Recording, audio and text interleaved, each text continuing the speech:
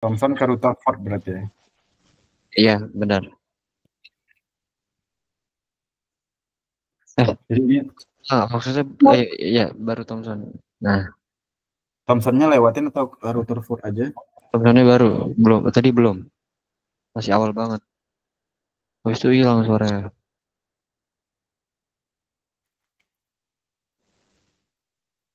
Oke, selanjutnya adalah Thomson. Si Thomson ini kan percobaannya itu dia melakukan uji sinar katoda namanya. Ya.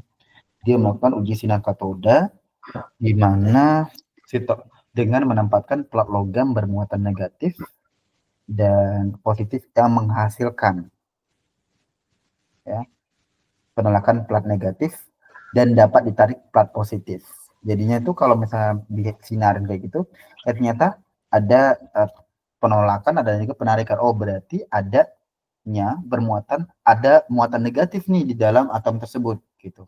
Sehingga jadi Thomson itu menyatakan, oh, berarti atom itu merupakan bola kecil yang bermuatan positif yang di dalamnya terdapat elektron, di mana muatan negatifnya itu tersebar di elektron tersebut. Sedangkan muatan atomnya netral. Paham. Boleh ini nggak Kak, minta tolong jelasin sinar katoda itu eksperimennya gimana? Soalnya kayak guru aku dia tuh kalau bikin soal ulangan suka detail gitu deh Kak. Sinar katoda. Eksperimennya tuh gimana? Bisa, Eksperimennya, iya, kok bisa sih dia bisa nemuin elektron? Penjelasannya gimana? lah, oke, baik. Makasih ya Kak. Ya, jadi itu intinya kan ada sinar katoda, ya kan? Nah, terus ada plat logam yang bermuatan negatif di sini. Nah, kemudian ada plat logam positif dan ada plat logam positif. Nah, dilakukan uji sinarnya di mana melemparkan sinar katoda tersebut ke lempengan tersebut.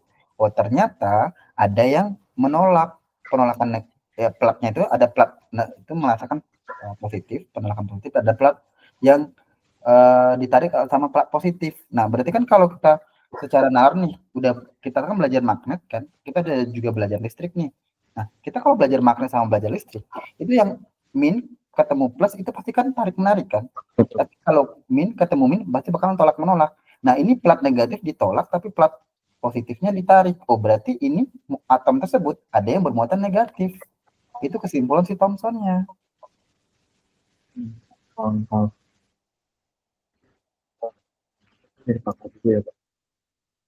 Iya, itu dari situ dia menyimpulkannya. Dan dia tuh bilang muatan atom itu adalah netral dan si muatan negatifnya itu tersebar di dalam atom tersebut. Nah, kalau si Thomson itu bilangnya adalah kalau apa tuh si muatan positif dia ini positifnya ini tuh sama dengan muatan negatifnya gitu. Berarti dia tuh beranggapan bahwa semua atom itu netral. Semua atom itu Netral. ya karena positif negatifnya seimbang gitu. Nah, cuman kan kalau misalnya orang luar nih, orang tuh kan kalau dibaca secara teori kelemahan atomnya ya, yang pernah aku baca itu, kalau si atom Thomson ini kelemahannya salah satunya adalah kan muatan negatifnya tersebar tuh, gitu kan. Ya, Nah, itu cara menentukan penyebarannya gimana? iya yang nggak jelas, yang nggak ada lintasannya, nggak ada orbitnya, jadi kayak Ya, kita kan random nggak banget. penyebaran notifikasi dan sebagainya kan kita nggak. Nah, dari situlah si Thomson ini sebenarnya menurut aku ya ini pandangan aku pribadi nih di antara teori atom yang ada semua teori atom Thomson yang benar-benar lemah banget teorinya. Itu tapi menurut pendapat aku nggak tahu yang lainnya. Karena aku setelah aku baca kayak ini benar-benar pendapatku tuh ini benar-benar yang eh, apa eksperimen sedikit tuh terus menghasilkan kesimpulan yang bikin bingung gitu jadinya. Makanya dilanjutkan sama si Rutherford selanjutnya. Sih masuk akal. Nah, percobaan Rutherford ini dia mencoba lagi nih. Kan dia ada lempengan gitu kan. Lempengan dilingkarin kayak gitu. Kemudian jadi ada detecting screen namanya gitu ya untuk melihat ketika ditembakkan sinar alfa, kira-kira gold foil itu ada yang membelok nggak ya sinarnya kayak gitu. Nah, dilihat ternyata ada. Nah, secara kalau kita bilang kenapa dia ada membelok, berarti ada sesuatu di dalam. Sama kayak ketika kita ngelihat kan kenapa sinar itu tiba-tiba mantul. Oh, berarti ada bentuk yang enggak datar atau bentuk yang berhamburan gitu. Jadi dengan demikian ya si sinar alfa ini di sini ada sebagian kecil partikel alfa yang dibelokkan atau dipantulkan kembali. Berarti ada apa di situ? Oh, ternyata ada inti atom. Nah, inti ini namanya dia bilang intinya kecil, padat dan bermuatan positif. Dia bilang. Nah, disitulah lahir namanya konsep Rutherford. Atom itu terdiri dari inti dan bermuatan positif dengan elektron beredar mengelilingi inti. Jadi dia baru mulai, oh ternyata tuh kayak sistem tata surya ya, gitu. Rutherford. Kalau misalkan Rutherford itu berseberangan dengan ini ya, katanya tadi kalau Thomson bilang kan atom netral ya, tapi kalau Rutherford bilang ini positif. Iya, makanya dia tuh bukan kalau di Thomson, setahu saya Thomson tadi dia kan bilang positif negatifnya seimbang kan si atom tersebut. Iya. Jadi kan netral. Nah, kalau ini enggak, kalau atom, kalau si Thomson itu kan bulat aja terus positif negatifnya tersebar di dalamnya kayak gitu kan. Benar. Dan ada inti. Dia nggak bilang inti. Tapi kalau si Rutherford ini baru dia ngomongin inti. Oh, ada inti loh, kecil di dalamnya itu, di dalam atom itu. Jadi atom udah kecil, tapi dalamnya ada inti lagi. Oh, mantap.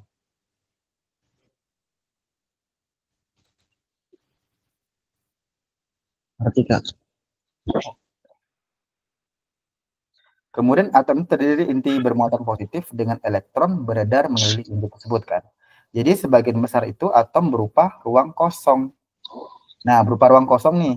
Dari sini kalau kita bilang ruang kosong, ya kan? Kalau kita mau bilang ruang kosong nih, kan dia beredar tuh.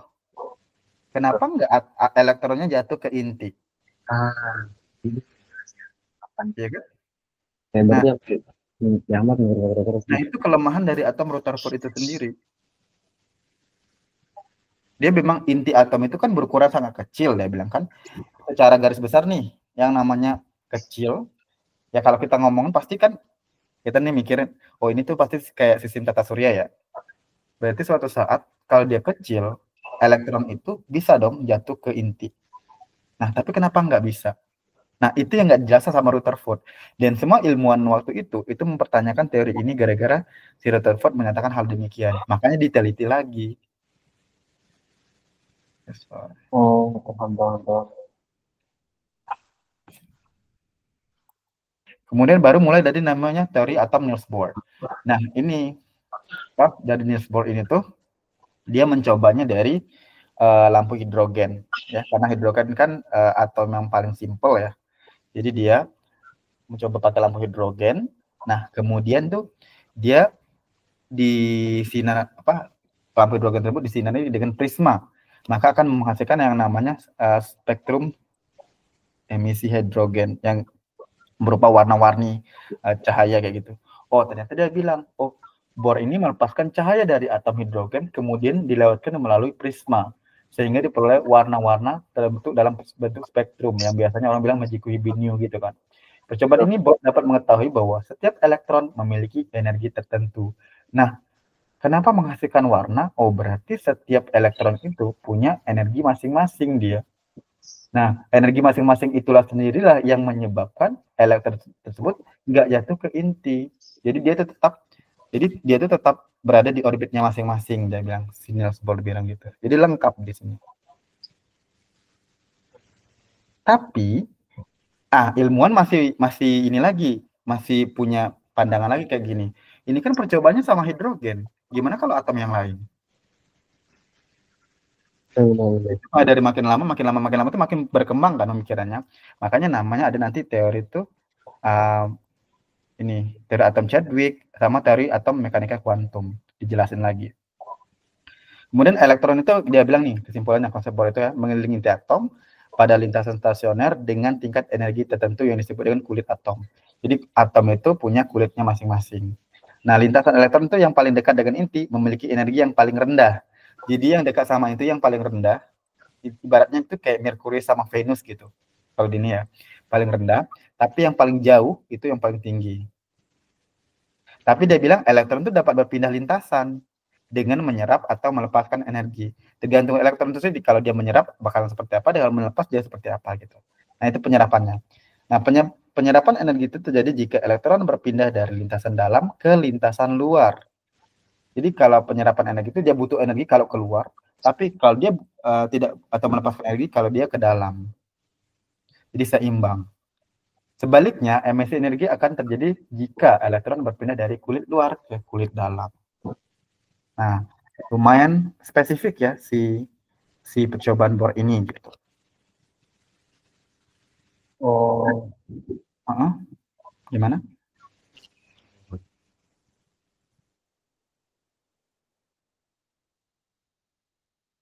Mengerti.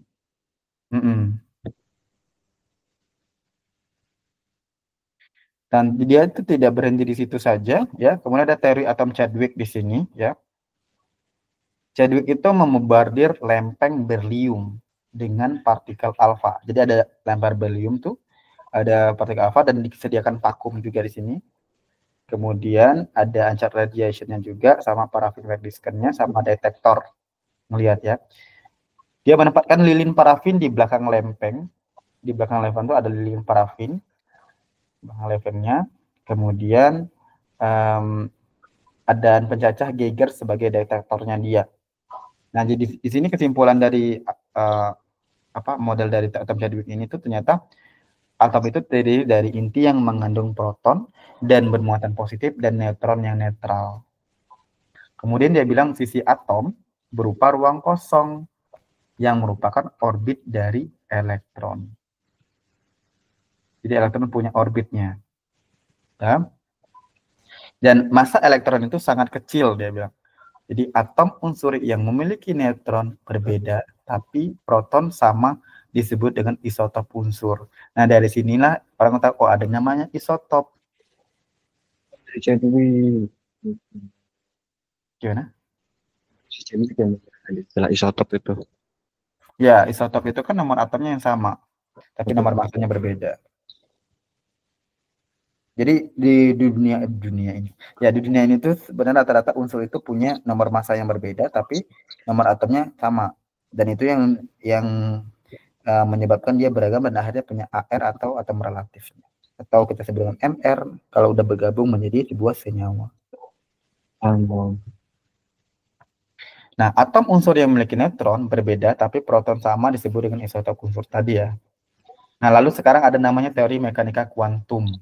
Nah, inilah Schrödinger ya, itu menjelaskan atau mengelaborasikan hipotesis de Broglie dan prinsip ketidakpastian Heisenberg yang menghasilkan pendapat bahwa elektron itu bergerak dalam bentuk gelombang sehingga tidak memiliki lokasi yang tepat.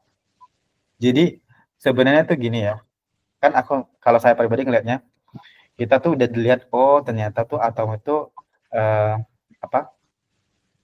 sesuai dengan lintasannya gitu kan, sesuai dengan yang Bohr tadi bilang kan lintasannya. Tapi itu semua ternyata dipatahkan sama si dari atom mekanika kuantum yang sampai sekarang masih dipakai. Gitu. Kenapa? Emang kita ngejamin bahwasanya saat di lintasan tertentu tersebut ada atomnya. Tentu ya, atom itu. Iya kan? Atom itu kan dibilang atom ini itu tuh kan dia punya sifat dualisme gelombang partikel. Jadi dia bisa bersifat gelombang, dia juga bisa bersifat partikel gitu. Jadi sebenarnya apa dia ini? Nah, makanya teori si mekanika kuantum ini ya, atom itu terdiri atas nukleus yang dikelilingi oleh awan elektron. Nah, dan Schrödinger bilang juga bahwasanya letak elektron dalam atom tidak dapat ditentukan secara pasti. Letak atomnya. Yang bisa ditentukan adalah kebolehjadian. Jadi ini tuh masih boleh jadi di sini tuh ada dua. Boleh jadi di sini nih. Jadi masih spekulasi sebenarnya, ya kan? Letak elektron yang dinyatakan dengan persamaan matematika. Nah, nanti yang kamu bilang itu teori mekanika kuantum Kak, gitu. Ya kan? Jadi ada namanya letak elektron dalam atom tidak dapat ditentukan secara pasti. Daerah terbesar kemungkinan letak elektron tersebut dengan orbital atau awan paling padat, probabilitasnya untuk menemukan elektron paling besar. Jadi kalau yang paling banyak itu berarti itu banyak elektronnya gitu aja. Ya, paling besar dan sebaliknya. Nah, terdapat konsep tingkat subkulit untuk menyempurnakan teori Bohr. Ini ada subkulit KLMN dan sebagainya. SPDF. Ya, SPDF. Nah, inilah kekurangan-kekurangannya, kelebihannya juga ada dari Democritus, Dalton, J.J. Thomson, Rutherford. Nah, modern atau mekanika kuantum. Modern atau mekanika kuantum. Ini juga ada James Chadwick dan dapat diaplikasikan untuk unsur-unsur dengan elektron banyak. Nah, kekurangannya apa? Sangat-sangat rumit. Jadi emang benar-benar rumit. Ya, saya pun mempelajarin ini di dunia benar-benar di dunia kimia yang notabene perkuliahan itu benar-benar sulit. Dan saya pernah menanyakan kepada dosen saya kenapa orang tidak meneliti lagi tentang kenapa ini kan benar sulit nih menentukannya ini gitu kan. Kebolehjadian itu kan probabilitas kan, hipotesis atau peluang kan. Kenapa? Berarti elektron itu benar-benar nggak bisa ditentukan gitu. Letaknya di mana? Kenapa nggak orang mengerti itu? Ternyata alasannya cuma satu.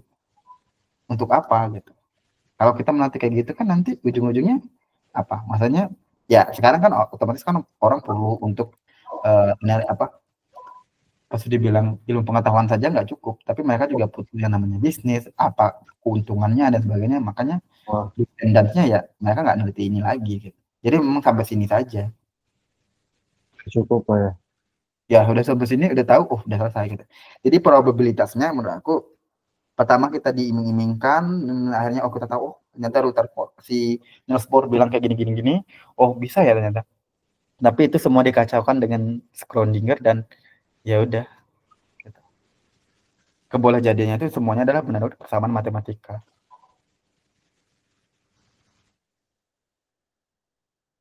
That's it. Itu sih dari atom itu.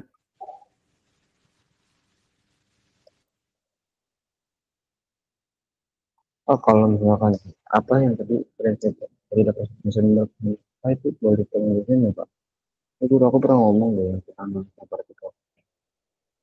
Gimana? Yang hipotesis de Broglie sama prinsip Heisenberg boleh dijelasin ya Pak?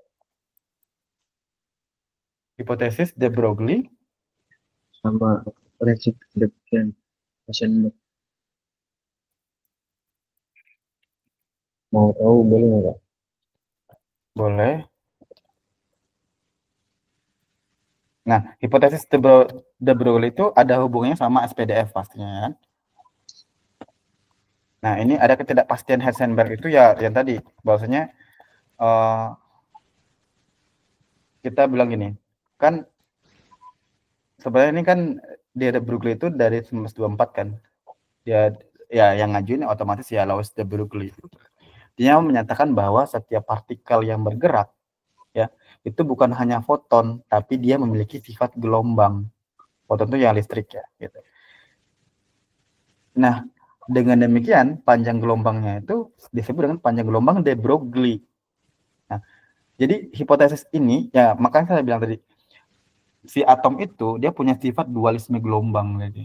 Dia bersifat foton juga, dia bersifat sebagai gelombang gitu. Nah, makanya dia menjelaskan mengapa elektron itu bisa bentuk pola difraksi sama seperti cahaya tadi gitu.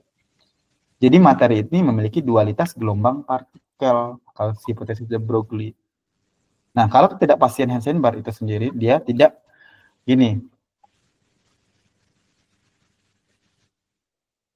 Sebenarnya secara simpel atau sederhananya itu adalah kalau kita tuh emang nggak bisa mengukur posisi yang tepat gitu. Tidak mungkin mengukur posisi X dan momentum P suatu partikel secara bersamaan dengan ketelitian tak terbatas pastinya. Kak, di aku kok share masih yang PDF ya kak? Nggak ada, karena di sini tuh nggak ada penjelasannya. Sayangnya tuh nggak ada penjelasannya di sini. Jadi kalau kamu pengen taunya di situ, ya aku cuma jelasin sampai situ aja. Paham, paham, paham. Heeh.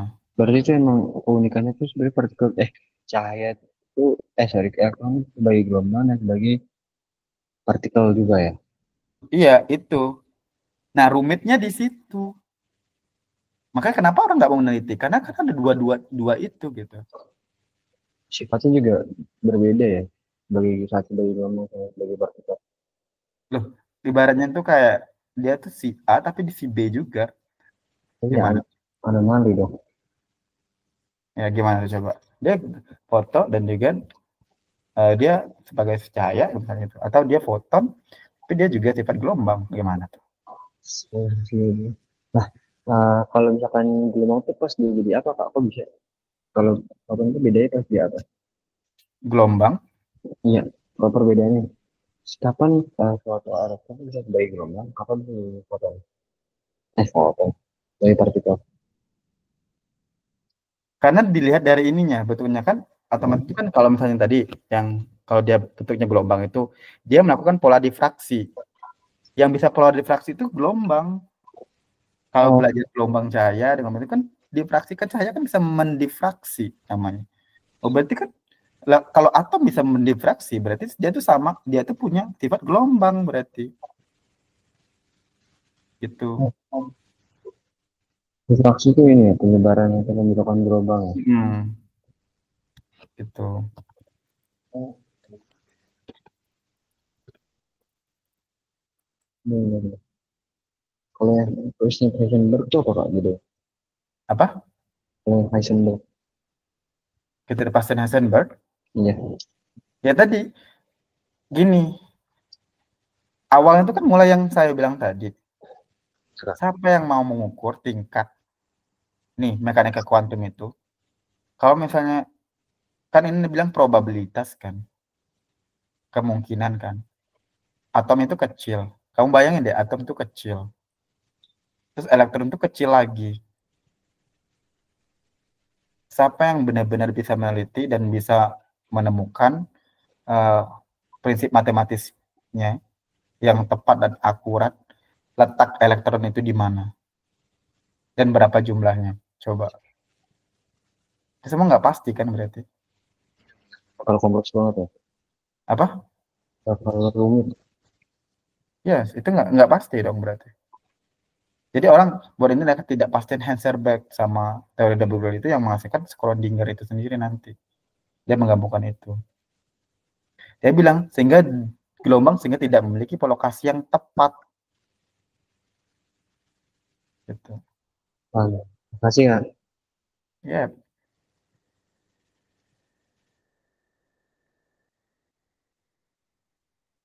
oke.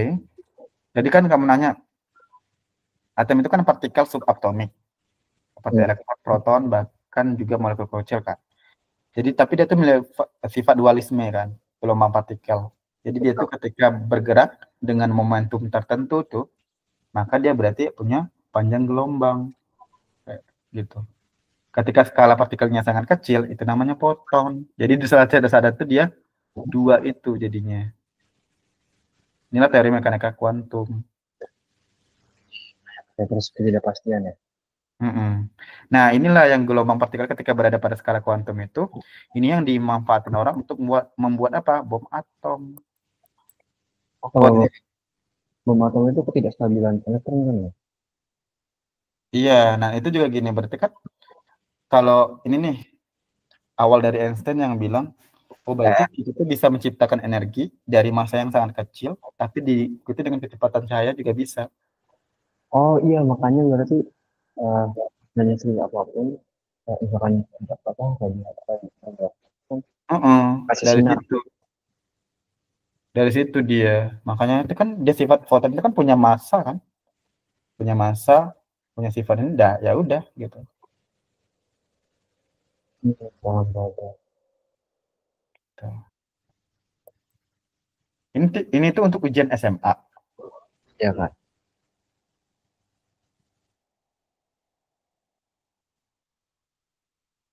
Nih, apa jawabannya? Oh, berarti kalau netral mah jadi Thompson. Gimana? Thompson nggak? Thomson.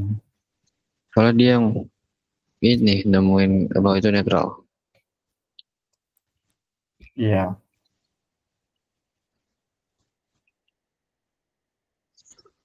kan ini sih rangkuman-rangkumannya.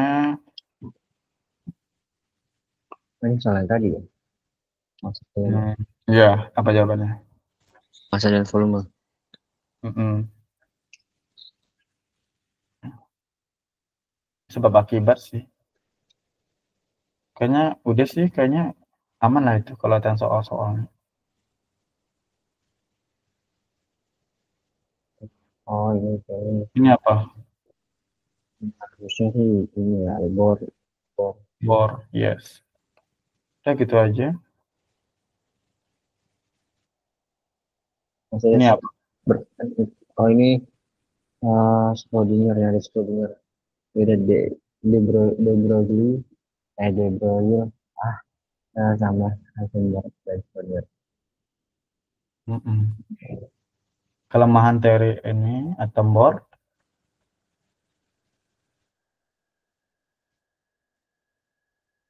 Penggunaan atom Bohr adalah dia itu nggak jelasin eh, elektronnya itu eh sebenarnya secara ini di perkiraan aku tuh jelas dia ada elektron. Dia bagaimana kedudukan ada dia. Dia Nah, nggak bisa menjelasin oh, keberadaan elektron pada lintasan. Dia oh udah dia, tahu lintasannya itu. Tapi misalnya gini, kan lintasannya belingkaran misalnya, gitu kan lingkaran. oh jadi dia nggak ada Nggak subatomic. tahu di posisi mana gitu. Kan berarti kan semuanya probabilitas dong, kemungkinan. Oh, ngerti ngerti. Soalnya kan di bilangan utamanya misalkan bilangan utama kan bilangan kulit kan. Nah, Nah, itu yang kamu bayangin lingkaran. Tapi ketika di universitas, yang terjadi itu nggak lingkaran bentuknya. Beda. oh, Tergantung dari subkulitnya lagi. Nah, itu kan ada P, D itu beda, F-nya beda, P itu beda. Dan itu yang benar-benar, oh wajar sih orang nggak mau terlalu nanti. Ini adalah semua, oke. Dan kita cuma yes, that's it. oh, Yes, that's why saya juga bingung ya, kenapa nih, maksudnya aku tuh kayak gurumu terlalu mendetailkan ini buat nyanyi itu apa gitu. Oke, kalau untuk sekedar tahu atau sekedar pengetahuan oke. Tapi for the future, aku ya pribadi itu, aku nggak terlalu pribadi ya, nggak terlalu tertarik dengan teori atom banget gitu, karena aku lebih sukanya stoichiometry, karena itu emang benar-benar lebih aplikatif. aplikatif ke selanjutnya sampai ke kelas 3 kelas 4 gitu. Karena teori atom Bohr ya menurut aku ya, aku nggak, dia tipikal orang yang nggak mau menghayal gitu. Oh, Ya, ini tuh kan menurut aku kan, oh atom nih gini. benar benar. Nah, ini. Ya, kita cukup tahu, oh ya udah itu aja gitu. Udah. Dan aku pernah debat sama dosen dengan hal ini. Kenapa orang pada nggak mau nih neliti selanjutnya gitu? Ini kan belum selesai gitu maksudnya. Ini kan belum selesai nih sebenarnya. Tapi ya, ya ngapain gitu? Paling kalau guru aku kayak emang itu standarnya menjadi Ya, lebih itu ke apa? faktual. Ya, ya, mungkin karena dosenku ya yang bilang kayak juga orang mau neliti ini juga ngapain, nggak ada untungnya kan. Sekarang kan dunia serba, orang mau neliti tertentu, mau menjor-jorkan sesuatu, mau apa melontarkan dana jutaan dolar atau triliunan dolar kan buat apa ya, buat ini apa, buat kebutuhan manusia gitu. Kalau Balik itu modal. setelah sekedar ilmu pengetahuan aja, nggak ada ini lagi ya nggak bisa dong. Ya, Yes, nah. jangan juga ya. Mhm. Itu makanya ya, ya kuasa Tuhan sih masih aku kayak, oh ya udah sih, udah gitu aja. That's why,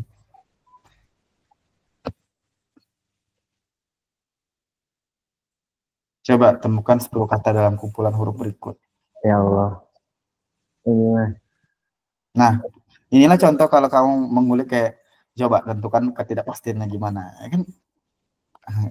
Kidding kan jadinya lucu gitu. ya, ini nggak apa-apa ya, skip aja. isobar, apa lagi? Eh, neutron, eh, skip aja nggak kita ini? Skip. Ini skip aja. Nggak mungkin kayaknya deh akan ke soal ujian ini. Nggak ketemu neutron aja ya berarti ketemunya. Neutron, isobar, ziklet, Rutherfordian, Mm-mm.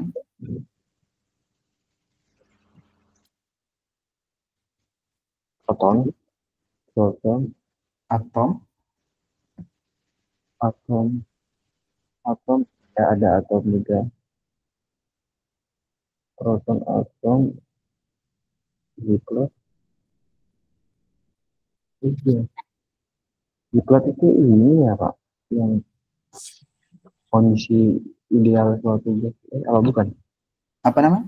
Ziklet, ziklet satelit. Duplet. Aduh nggak kedengaran kemarin. Iya iya, duplet. Duplet itu kan dua. Nggak tahu. Duplet itu jumlah elektron yang terakhirnya dia.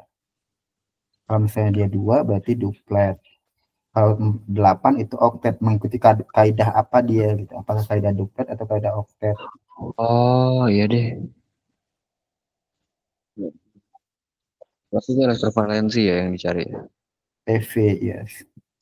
Ini aja deh kan mending bahas apa konfigurasi elektron lebih lebih asik, lebih lebih nyambung lah daripada nyari kuis. Tapi yang penting kan teori atom udah nyambung. Iya makanya. Walaupun kamu udah sengulik-ngulik apapun itu ya, ya udah itu gitu. Harus digulik lebih lanjut. Oh, nggak tahu ini selanjutnya apa. Masih ada berapa waktu? Konfigurasi elektron harus dicari pakai SPDF itu. Iya, yang Apa pendahuluannya atau langsung langsung langsung ini praktis. boleh judulnya bagus yang mana?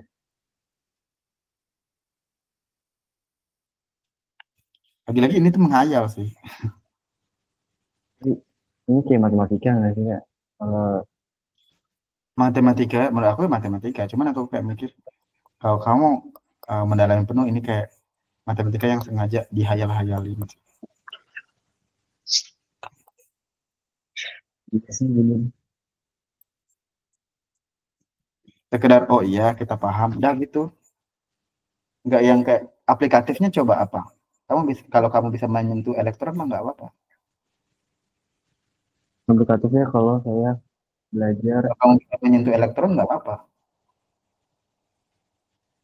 ini sih. Komplikatifnya kalau saya belajar di ini Nah, kalau kalau lab. bakteri nih, kan bisa kita lihat dari mikroskop. Ya nggak? Kalau elektron dari apa? Mikroskopik elektron. Ya, atau atom. Coba ngelihatnya gimana.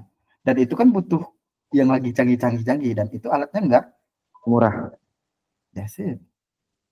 Yang membuktikan teori yang kayak gini. Aplikatifnya coba gimana? Ya, sih. Aku tahu kak apa Apa? aplikatifnya. Ini ada kemungkinan investasi buat menemukan energi-energi lain yang terbarukan. Karena kalau fokus ke topik itu ya yang tergampang. Jadi kita tuh perlu berbagai penalaran yang di atas itu buat nemuin energi yang belum pernah ada. Terkadang mungkin ya, emang agak halus sih, cuman pasti Energi ada yang dari ada itu ditemukan dari atom dulu gitu. gitu ya. Ya, atom itu seakan-akan merestrukturisasi pemikiran orang gitu. Tapi Ya, dia, dengan ini kan orang berarti mengubah, oh ngambil atom dulu nih misalnya, ngambil atom dulu berarti kan orang butuh sampel juga. iya benar. Sampelnya kan nggak mungkin kan kan orang tahunya barang gede dulu baru diteliti oh ini ada atomnya gitu. Bukan atom kecil terus diteliti oh atom kecil ini akan menjadi bentuk badan gede kan enggak. Betul, betul. Ya. Sama kayak kan ada mikroba full cell MVC Itu kan kalau kita pikir, oh dari mikroba energinya. Nah makanya juga kan saya juga mikir ini gini nih, kalau kamu misalnya mikir ini, kenapa nggak orang menciptakan listrik dari atom? Ada, udah ada kan, itu udah ada. Tapi kenapa nggak dimasifkan? Oh, mas katakan elitis karena nanti kasihan mereka apa kayak orang-orang yang oligarki udah megang kuasa ekonomi nanti takutnya ada saingan. Iya, karena itu udah nggak mudah buat bentuk energinya ininya, terus juga aplikatifnya juga perlu dipertanyakan gitu. Salah-salah malah jadi radiasi. That's why. Jadi kalau tanya struktur atom dan tabel periodik, kita kan bacanya dari atom SPU pasti. Ini Dalton. Begini doang.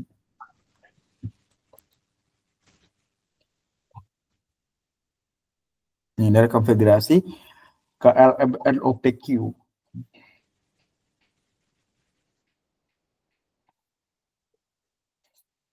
Jadi dia tuh dasarnya dari KLMNOPQ.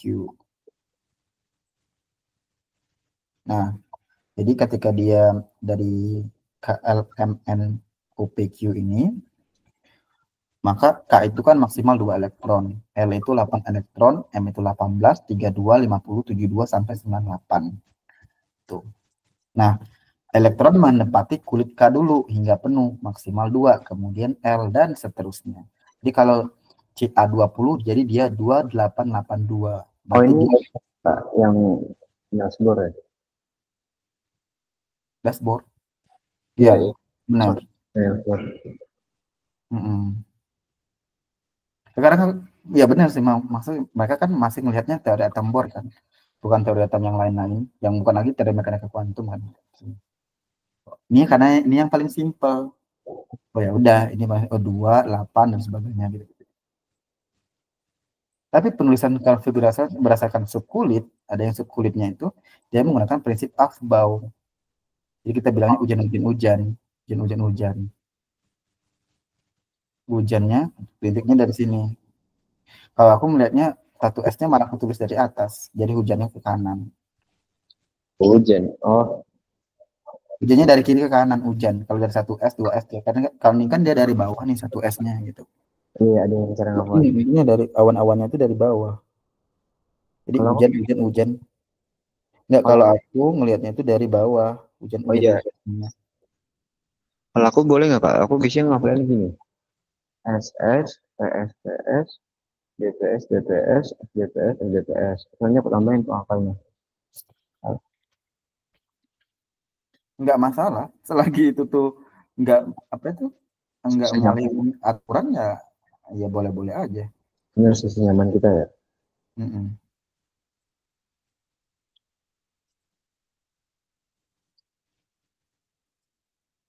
Lanjut Kak. Nih, prinsip Han. Kemudian dia udah prinsip Aufbau dia. Penulisan elektron itu dari tingkat energi, dimulai dari tingkat energi terendah ke tingkat energi yang tinggi. Ya, yang paling tinggi itu kan dari nanti D kan, 6D gitu. Sebenarnya gitu. Subkulit S itu maksimal 2, D itu 6, D itu 10, F itu maksimal 14.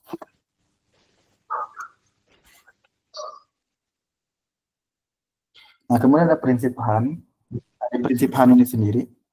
Pengisian elektron dalam orbital dimulai satu-satu dalam arah spin. Atas bawah, atas bawah, atas bawah gitu kan. Atas, atas, atas, bawah, bawah, bawah gitu. Kalau 2P itu kan 3 dia. Di atas, atas, atas penuh dulu, baru bawah, bawah, bawah, bawah. Oh ini kesepakatan aja ya. Yang sama hingga semua orbital terisi. Baru kemudian pasangannya dalam arah spin yang berlawanan. Jadi bukan yang di atas tapi bukan yang di bawah tapi yang di atas. Jadi bukan atas bawah atas bawah atas bawah atas, bukan, tapi atas bawah atas bawah atas atas atas. 2P. Intinya apa itu namanya? Kelarin dulu atasnya. Kelarin dulu atasnya baru bisa.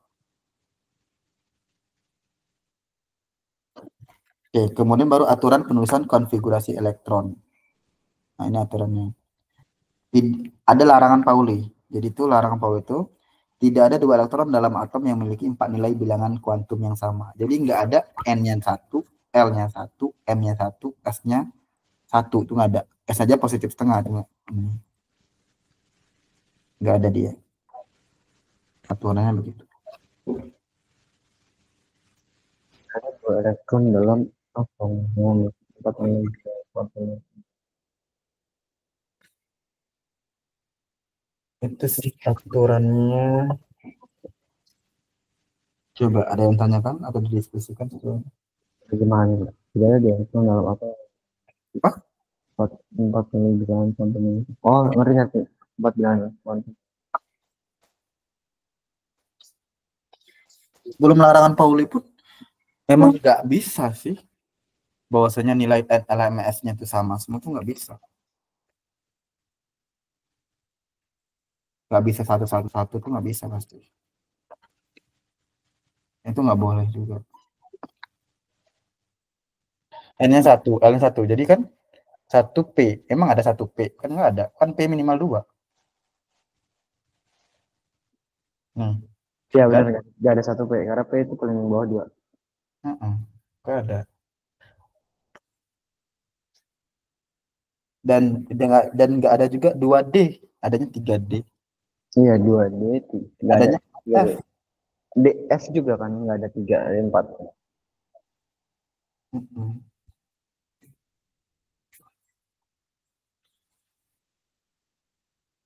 Itu sih. Lalu di sini. Ini konfigurasinya ya. Untuk atom Na, atom Ca, dan atom I53. Dan dia itu penentuan periode unsurnya itu dari atomnya ini tadi. Jadi kalau misalnya dia, misalnya kayak Na11 itu kan 3S1. Berarti dia periode 3 golongan 1A. Karena S. S ketemu dengan P itu A, S ketemu dengan D itu B, S sendirian itu P. A, golongan A. Gitu. Aman? Unsur hal. Sorry kak, gimana kak? Aku masih kurang paham. Boleh dijelasin ulang nggak? S sendiri, S sendiri ini sebenarnya pengetahuan aja sih, kan belum sampai sana kan. Tapi tadi itu kalau ujungnya kan ini 28, ini kayak NA ini 11. 2 2 1 S2 itu 22, 2 S2 sama 2 P6 itu udah 8. Berarti tinggal 3 S1. Berarti 3 S1 yang terluar. Berarti yang dilihat itu cuma 3 S1 aja. 3 S1 itu yang depan 3 itu menyatakan periode, berarti periode 3 golongan S, berarti S itu golongan A berarti karena S. 3S berarti golongan A, 1 itu menyatakan golongan berapanya, berarti golongan 1A. Periode 3 golongan 1A. Kalau berarti ini kepake buat ini ya, kayak dalam berbagai konfigurasi kayak berarti ya shortcut gitu ya. Ya. Jadi kayak apa namanya bisa divariabelkan gitu ya. Step-step sebelumnya menjadi suatu menggunakan uh, konfigurasi elektron lainnya. Atom lain. Jadi kayak berarti ini berlaku ke semuanya pakai ini dong kak. Kenapa pakai He, Ne, Ar, Kr, Xe, Rn? Apakah karena dia gas ideal atau bagaimana? Maksudnya gas ideal? Maksudnya dari sekian banyak unsur atom, kenapa ini pakai cuman He, Ne, Ar, Kr, Xe, Rn? Contoh aja ini mah. Oh, tapi di luar ini bisa sebenarnya. Lu bisa juga. Oh, Ini contoh.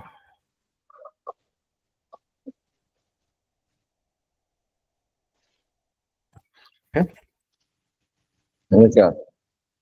Nah, coba konfigurasi elektron unsur dari 4020 Ca itu berapa? Oke, Ca. Berarti kan elektron ini 20 kan. Oh, ini berarti pakai Nextdoor ya, bukan off. Kalau gitu berarti ini 20. Oh, ini. Apa ingat? Ca itu 2882. A ya. Nah, ini. Kak, mau ada sebelum itu aku mau nanya boleh nggak, Kak? Kenapa yang nomor 2 itu 2882 bukan 2810? Kan maksimalnya di kan 12. Kenapa? 28. Jadi 2882 bukan 2810. Kan dia 2818 harusnya. Hmm, Kan untuk aturan KLM itu coba lihat di atas. siap, Kak. Yang ketiganya itu harus 18 elektron. Kan nggak cukup. Oh, jadi ada biar minumnya gitu ya? Mm-mm. Oh, tapi Dia balik. jika sisa dari kalau di bawah 8 ke bawah dia ditulis. Ya kan 10 itu yang paling, oh ya udah 10 itu nggak bisa sampai 18. Berarti dia cuman apa? Ya udah balik bar minimumnya 8 dong. Sebelumnya kan 8. Tapi ada sisa 2 gitu ya? Nah, itu tetap sisa 2. Oh, paham, paham, paham. Makasih, Kak. Itu sering terjadi tuh kayak ini. Coba yang 29. Nah, ini baru pakai yang gitu. Scrolling back. CU yang benar adalah elektron 29 kan, berarti cari aja ini mah yang total elektronnya 29 nggak sih? 4, 10, 10, 8, 28. Ah, bisa jadi nih. 4, 4, 10, 18. Bentar. 4, berapa sih? 4, 10, 12, 18. Oh iya lagi, yang ini nggak cuma satu. Kayak kita lihat urutannya. S, S, P, S, P, S, D. Yang A salah. S, S, P, S, P, S, D. Berarti satu S2, satu S2, satu S2, dua S2, 2P6. Nah ini nggak mungkin 2P5, berarti salah.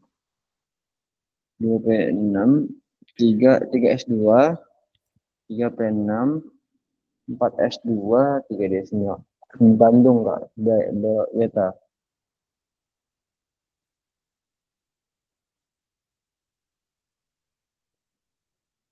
Gimana? Beta.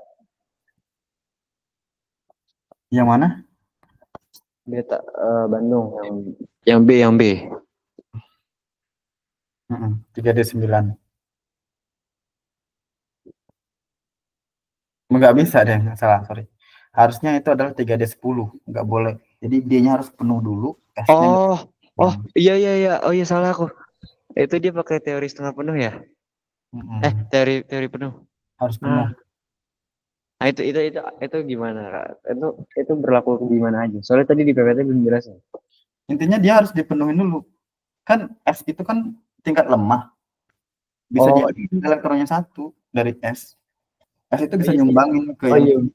Benar-benar.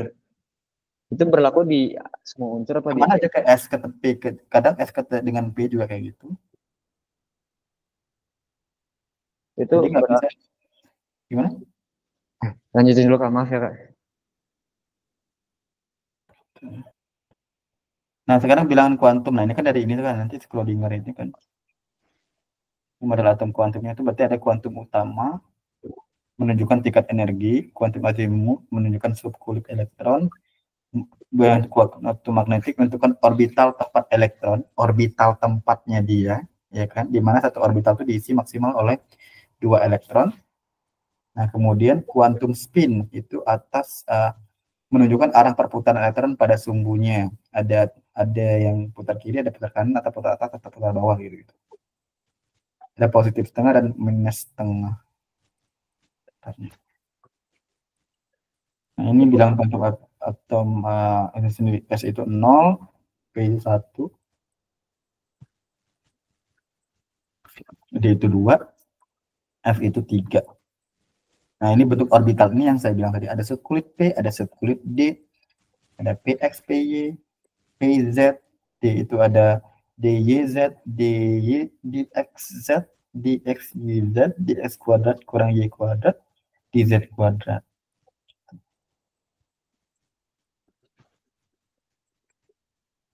Jadi memang probabilitasnya itu dari arah semua sumbu.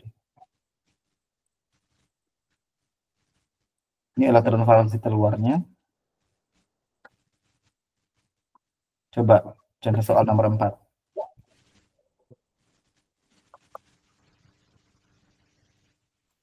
Kembangan kuantum 16 S berarti elektron 16 berarti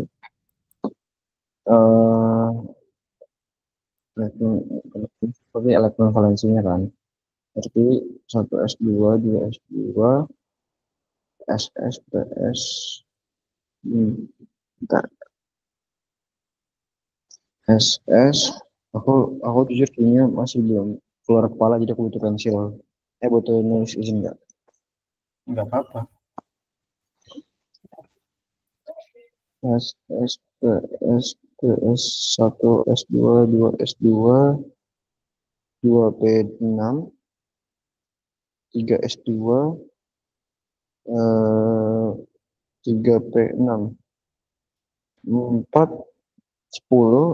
18 oh di kelebihan berarti P-nya tuh nggak nyampe 6 P-nya cuma nyampe 4 berarti kalau P-nya 4 N-nya itu ada di 4 sorry N-nya ada di P-nya kan pangkat 4 N-nya ada di 3 utamanya 3 kalau ini P kan kotaknya ada 3 nih min 1 0 1 berarti kalau ini N-nya 3 kali ini keempat ya atas dulu bawahnya 1 doang berarti dia min 1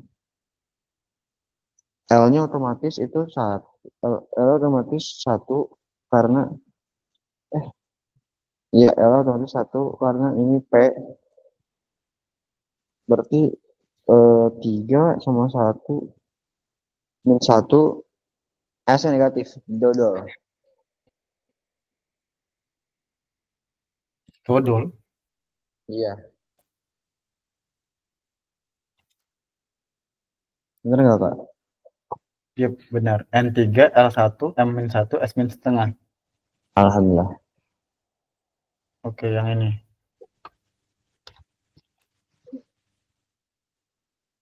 berarti ini aku pakai tadi tuh aduh sebentar 17 CL 26 FE berarti kalau kayak gini CL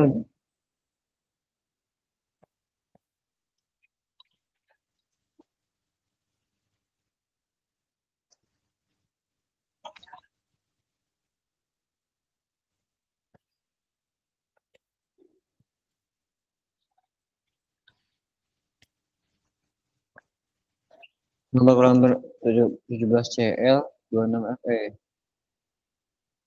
berarti jujurnya aku belum terlalu ngerti ini berarti dia pakai ini ya Kak bikin konfigurasi elektronik terus pakai yang tadi apa golongan A S2, itu ya S2, 2P6, 4 S2, 3 S1.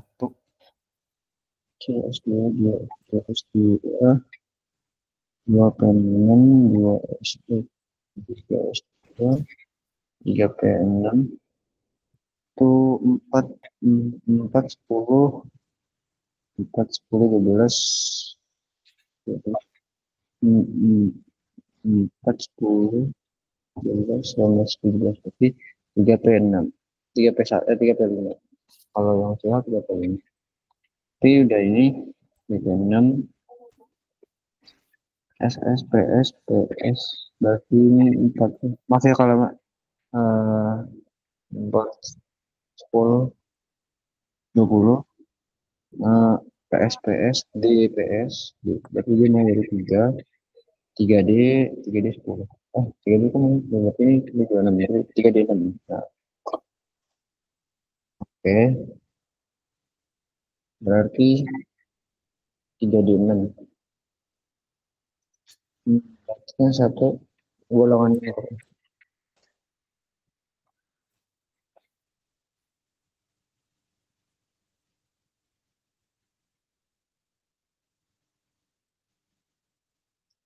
itu.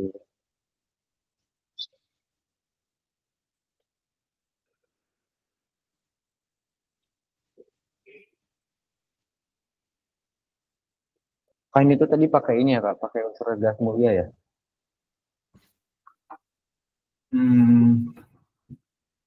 Ya pakai 1S2, 2S2, 2P6 juga bisa. Yang kayak pakai rumus 1S1S tadi. Bisa sih Kak, cuman terus dapatnya ini udah. Ya. Elektrovalensinya di 3P5 sama di 3D6. Terus kan sisanya harus ini kan, jawabannya tuh oke kan. 7A lah, 8A, 8B. Nah itu ya aku pasti harus pakai ini. P jadi A. 10, 28, 36 kayak kebanyakan. 18 A, 18 berarti neon tuh 10 kan. NE 10 berarti NE 3S2, 3P6, 3P5. Yang satu gitu, NE 3S5. Terus yang satu lagi kan 18. Dan 10. Oh, nggak lama tuh, nanti ngomong kebanyakan. Kan 18 berarti masih ada 8 sisa 8. NE 3S2, 3P6, 4S2, 3D6. Dua-duanya ini bisa pakai NE, Kak. Tapi yang jadi lupa. Penentuan unsurnya itu gimana? CL itu 17, maka dia adanya 3S2, Iya, 3P5. 3P5. Oh, Nah, periode itu 3 pasti. Periodenya yang 3 depan. 3S sama 3P kan periode, sama tuh. periode itu sama kayak bilangan utama, Kak. Iya, periode itu bilangan utama. Oh, Kayak sama, tapi emang bilangan utama. oh memang bilangan utama. Hmm, itu aku udah nyampe sini sih. Terus 7A sama 8B. Itu tahu 7A sama 8B. Oh, kalau misalkan Tambahin 2 tambah 5, 7. S dengan P-nya itu ditambahin. Jadi dia 7. oh di kulit, oh berarti ini kulit terluarnya gitu. Dan ya itu kulit terluarnya 7. Terus penentuan itu kalau blok P jadi A atau blok B jadi B itu dari mana, Kak? S ketemu dengan P. S ketemu dengan P kan itu S ketemu dengan P itu A. Kalau S ketemu dengan D itu B. Oh, Kalau S sendiri, waduh.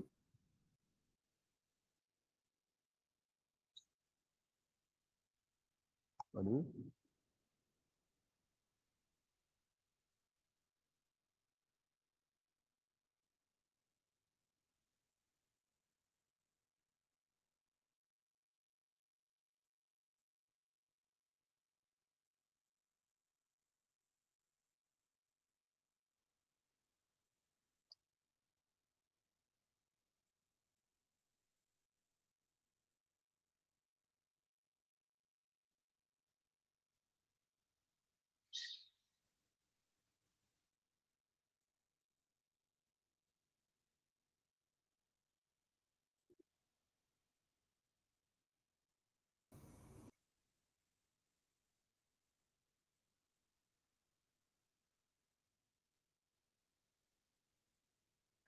Halo.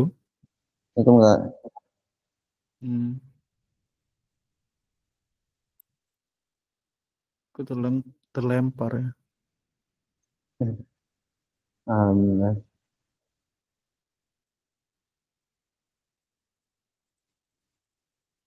Nah ini S ketemu dengan D.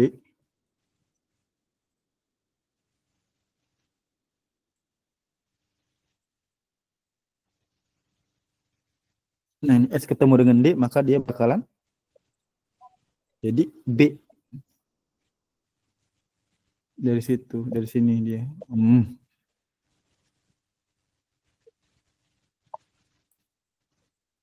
Dari sini. Nah, coba lihat 4S2, 3D6 itu yang dilihatnya itu ada cuman si ininya aja.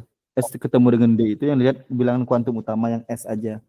Itu. Berarti dia si periode 4 golongan 8 karena 2 tambah 6.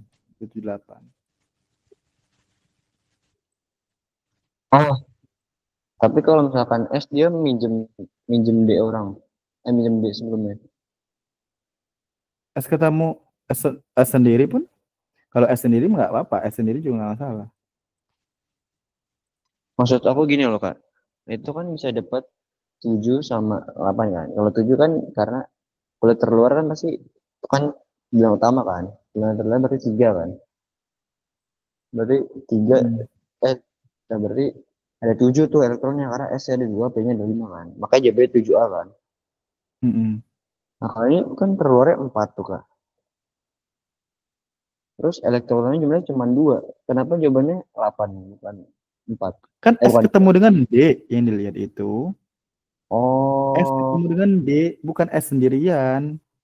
siap-siap. Makanya ketika gini, ketika S ketemu dengan D, yang mau dilihat itu bilang kuantum utama si S-nya aja. D-nya nggak usah lihat. Kalau gitu kan, Kak, ini kok D-nya 3? Emang gitu. Nanti ketemu juga 5S2, bisa. Paham.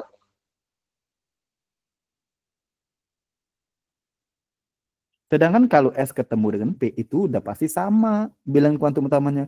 2S2, 2P6. Sama-sama 2. 2S2, 26 sama 2. Iya benar. Tapi kalau S ketemu dengan D, itu nggak bisa. S-nya gede, kuantum utamanya, D-nya kurang 1. Pasti. Oh, Itu dia. Nanti ketemu S sendiri. Nah, kalau ketemu S sendiri, itu bisa juga.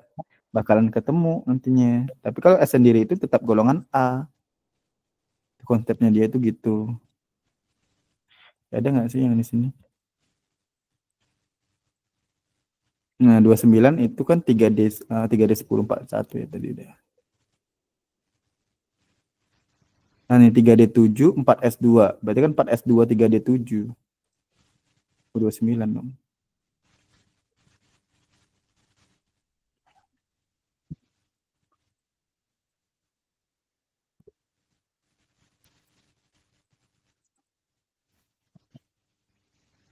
Oke, aman? Kayak gini. Silahkan dipelajarin lagi.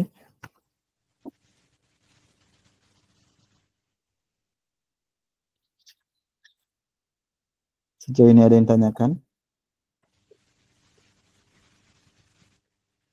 kalau ini aman. Paling saya pengen ada PPT-nya nggak nanti? Mana? Boleh share PPT-nya nggak? Ya, aku share-nya di ini sih, di ruang gurunya. Oh di ruang gurunya. Gimana tuh? Di Soalnya aku, Super CMS tadi. Di oh, Super CMS tadi kan udah bisa tutup ketutup kan 9.30 selesai. Ya udah.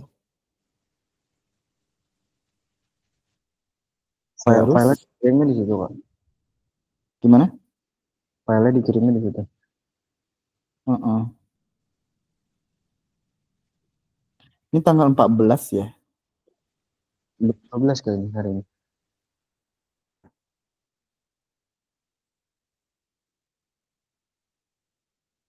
Ini apa? Kok 12 sampai 18? Oh, ini ya jam segini ya. Expire book-nya ada.